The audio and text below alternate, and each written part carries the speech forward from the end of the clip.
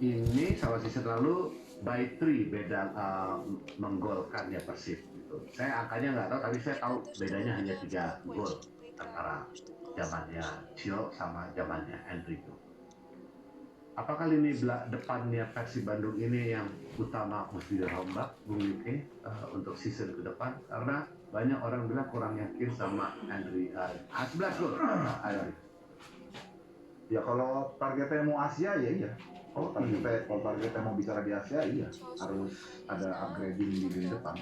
Walaupun memang dari sisi jumlah torehan gol-gol penyerang Persib musim ini nggak jelek ya. Andre Jung 11 gol, terus Roland Barros 8 gol, terus si Ramon Tanti juga 8 gol. Tapi lihat kapan terakhir kali Ramon Tanti bikin gol? Kapan terakhir kali Gambar bikin gol? Udah lama banget.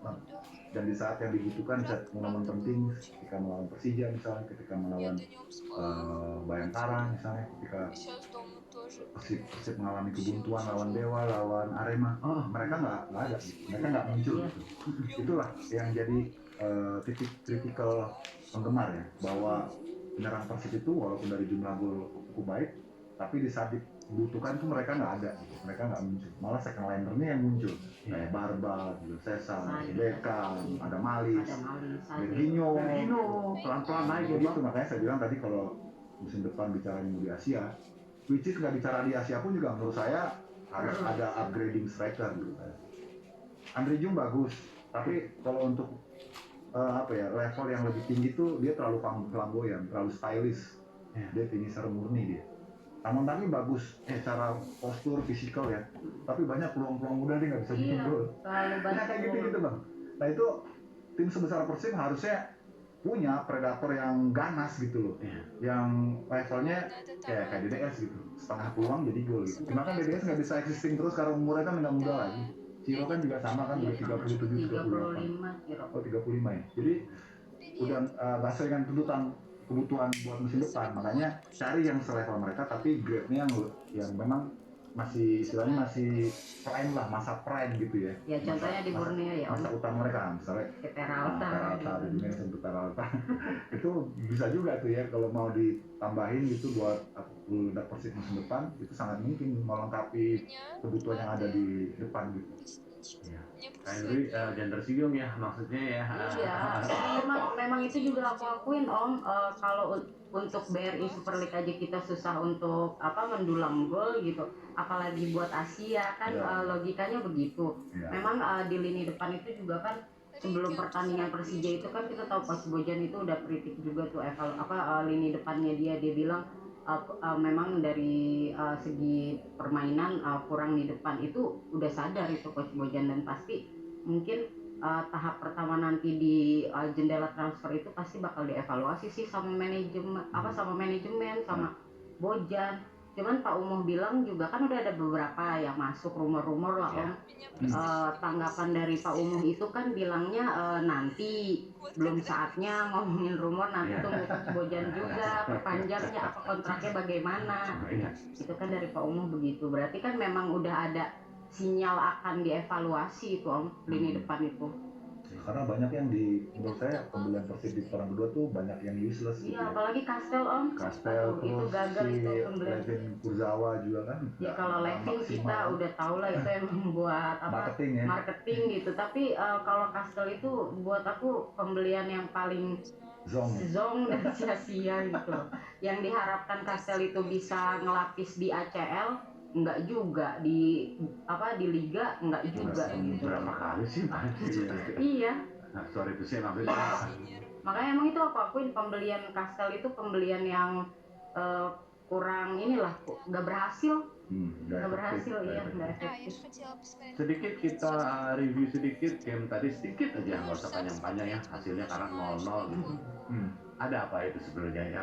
Aku lihat kok kiper lawan itu emang Persija Jepara itu pinjaman dari PSM Makassar banyak emang ya. Ya kalau saya sih simpulin dua-duanya nggak mau menang bilang. Dua-duanya nggak mau menang, mencari aman, safe aja gitu. Karena dari Persib juga mungkin picknya udah selesai kemarin waktu PSM, jadi mereka juga agak realistis juga. Mereka nggak mau juga mengerahkan seluruh energinya untuk mengambil resiko kalau bermain ofensif misalnya, karena Persija juga punya serangan balik yang bahaya juga. Kalau tadi Franca juga sangat bagus ya. Terus Ker juga sangat bagus dari Persija, banyak beberapa momen mereka juga bikin deg-degan juga. Jadi Persib saya kira tadi memang lebih main aman sih, lebih main aman karena buat mereka ya mungkin yang penting nggak kehilangan poin udah juara kan. Terus buat Persijap juga secara dignity gitu kan, martabat mereka juga nggak mau kalah gitu kan. Dan dua-duanya win-win bang, bener. Win-win solution ya. Win-win, sama-sama menang gitu dua-duanya dan ya wajar sih. Kecuali Borneo ya misalnya, kalau Borneo kan pasti all out, mereka harus menang, makanya kita lihat ya luar biasa. Terlepas dari Malute nggak main semuanya ya. 7 gol. Ya itu sih bang, benar sih. Jadi anti klimaks ya. Iya, 7 gol itu nggak main-main ya Borneo 7 gol. Setengah lusin lebih gol di Borneo itu.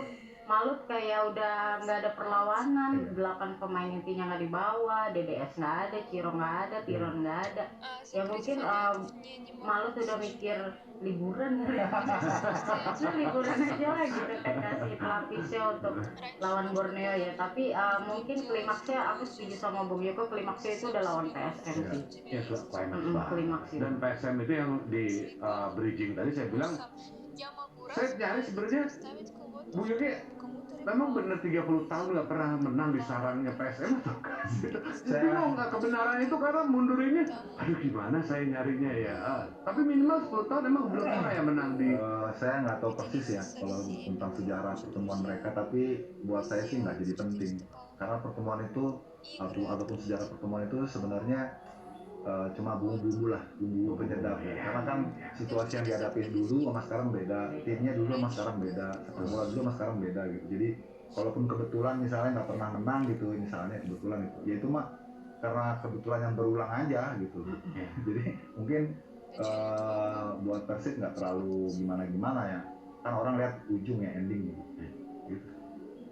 Dan sudah diumumkan tadi adalah pelatih terbaik Ojan. Oh, udah ya? Udah. Ojan Hodap, terus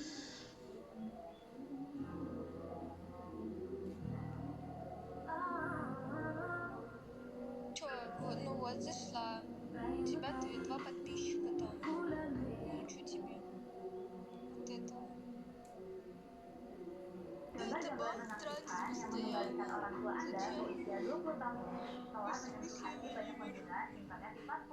Sebenarnya rahasia mereka sangat sederhana. Semuanya dapat diwujudkan secara gratis menggunakan dola. Setelah membuka dola, kreasi AI juga satu foto bersama sehari-hari orang tua Anda, masukkan kata petunjuk, lalu klik selesai.